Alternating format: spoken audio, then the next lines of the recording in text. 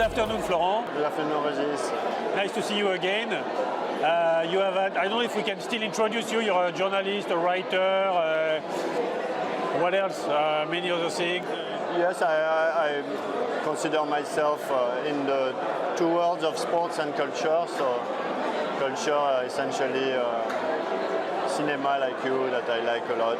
But sports, many sports between France and Japan, trying to produce sports events too. Yes. So you've been in the Japanese sports world for, I think, more than a quarter century now, with Philippe Troussier and then other people, both an actor and a commentator. Yes. How did you see sports evolve in Japan? Because we tend not to know that Japan is actually a sports power. So how did you see this evolution?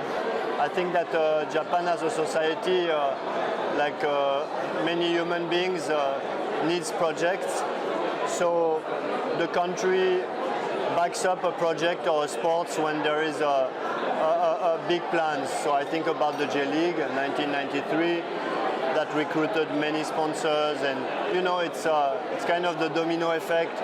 If the Japanese big enterprise of Keidanren see its concurrent or not another company participate, then they want to participate too. So that was the J League. I think you could find same passion about the Rugby World Cup in 2019. So everybody thought, okay, the rugby now is really fashionable and we should do something. And so municipalities and private sectors all go together. And that's the biggest leverage they had was, of course, Olympics. They tried to have it in 2016 with Ishihara Shintaro, the mayor of Tokyo. They couldn't do it, but they really believed in it, and they got it for 2020. And so once Japan has a project, lots of things move. So that's why they approached French INSEP, Institute of Sports, to build their own Institute of Sports in Akabane, in north of Tokyo. That was early 2000s. And from there, little by little, it became bigger, and all the small sports, fencing, athleticism, ping pong, became more professional. And that's the snowball effect. That's how it works in Japan. We feel that sometimes the momentum is hard to keep with such a project. Yes, like J League. J League is, you feel is going down, or what's the secret for you? I mean, do you have example of momentum that lasts and momentum that fade away? Well, usually it goes with TV ratings. It goes with stars. Why is the baseball still #1 sports in Japan?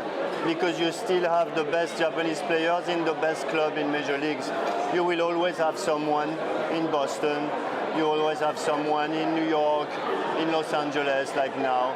So now, before Otani and after Ichiro and Matsui, there were 10 difficult years between 2010 and 16, 17.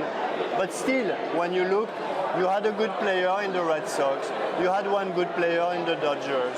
So that's what maybe football couldn't do. They had Nakata in 2002, then they had Kagawa, they had Honda, and in the past 5 or 6 years, they maybe lack a superstar. So because of that, the sports, I mean the football ratings on TV is not as good as before. Even though the level of players playing in Europe is very good. Yes, exactly. We have today 150 players in Europe playing, Japanese players. So it's, of course, it's incredible because at the time of Nakata there were only dozens. But I don't think that quantity trumps quality. So quality-wise, we have very good players, but we don't have superstar. That said, in between, the J League changed its business model, and they said, okay, we will not have big channels like Hertzian channels broadcast the J League. So they made a small contract with DAZN, which is a cable TV, and then they developed the small market, a bit like the minor leagues in baseball. So small markets means having a stadium within a city with a fan base, which is what happens in Nagasaki, happens in Oita, happens in already existed in cities like in Shizuoka or in Kashima. That's also what works in baseball in Hokkaido with the Nippon Ham Fighters. So you build a stadium, you build a fan base, and maybe the stadium you go down from 50,000 to 20,000, but you know it's going to be full and you know it's going to work. And I think now that's what Japan is doing. The idea that sports used to be supported by companies, so you would have the... Yes, Yamaha for the rugby and the soccer in Jubilo, Toyota. So teams were really linked to a company and had the company name, the Rakuten Eagles, the SoftBank Hawks or whatever. Do you find this kind of link broken so that we have clubs that represent more the cities than the company? You see that falling away? Yes. Actually, for example, the J-League, in the mid-2000s, 2010, many of those big companies were really tired, and you see that Yamaha couldn't support anymore the soccer team of Jubilo. JAL couldn't support anymore Shimizu. Kashima, who's a big metallurgic group, couldn't support the soccer team. So they tried to get many more sponsors and to diversify the wallet, and some teams succeeded.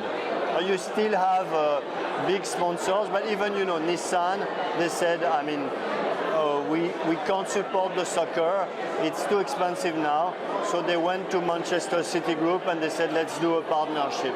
And so yes, you can see it everywhere. You can see it now in Omiya. The JR asked Red Bull to enter, and now Red Bull has. So yes, it's happening, and I think the one company, one team model is now very, very tired, and they are starting all over the sports to change it. Yes. We feel in Japan that the value of a sports image and stuff is trapped in a few sports like baseball, judo, I guess, basketball, sumo. How to make a kind of rainfall going on other players, if there's a way? Well, now the rainfall happens because the Japanese Olympic Committee is at the top of every federation. So they have a building in Shibuya, which is the Olympic Sports Building. So the fencing federation is there, the tennis federation is there, the swimming federation is there. And because Japan is a social democracy, they give about the same amount of money to every sport, from water polo to tennis, and then every federation has the freedom to get its own sponsor on top of the subsidy that they get from the government. So some succeed, like tennis, who could get Uniqlo, could get Rakuten. Some struggle. Fencing has a small contract with Mickey House, but not big enough. Same for swimming. So I think you have to have a leader, a visionary guy in your structure that is going to get some sponsor from the private sector. But it's not going to be the government who's going to make a decision and say, like in China, okay, we want medals in swimming, so we're going to put all the money in swimming. Unfortunately, and I was really appalled when Japan had Kei Nishikori and Osaka Naomi at the top of the world. Never the Japanese government say, oh, we're going to put money in a tennis federation. It's really unfortunate, but it's how they don't want to make a special status for sports. So yeah, you have to have very good marketing director within the federation, or being lucky to have a big fan of the sports. That's what happened with fencing. Mickey House, president daughter, she's a fencer, so that's why she sponsors. Yeah. So if we can pick a couple of sports that seem to be very good for the future in Japan, which one would you pick on top of your... The ones who became professional, like basketball, working very well. Football is having a second life. I think the J-League, as I said, is very good at small market. Baseball is still a giant because of all the popularity that it has. And I would say maybe volleyball has a good chance of developing. They have stars like Ishikawa, they have good teams. Also, 80% of the fans are women, but why not? I mean, women base of fans could help a lot some of the sports. And I think personally that Olympic sports, especially in athletics, are going to develop a lot because Japanese has a good structure, and why not track and field in the future? Ping pong is doing well also. Can you tell us a bit to finish about Roland Garros Junior, your project? Yes, my project. So we've been working with Roland Garros since 10 years about it, and we are now having a tournament which is Asian qualifications for the Asian juniors to the Asian tournament, to the Roland Garros junior tournament in Paris in June. And it's working really well. We're having all of our great sponsors, Accor and Lacoste, Rolex and Renault and BNP Paribas to support us. All the sponsors of Roland Garros in Paris who didn't really know that they could participate to this adventure in Japan, and now they find it really well and they like it. And so every year now in the suburb of Tokyo, in Shinjuku, we are building a red clay Roland Garros atmosphere vibe, and with an opening ceremony in Pullman, Tokyo Tamachi. And so yeah, it's great. This year, two Japanese young girl and boy won the tournament, and media was really ecstatic about it. So it's going to happen again next year in October. Fantastic. Thank you, Florent. Thank you, Regis.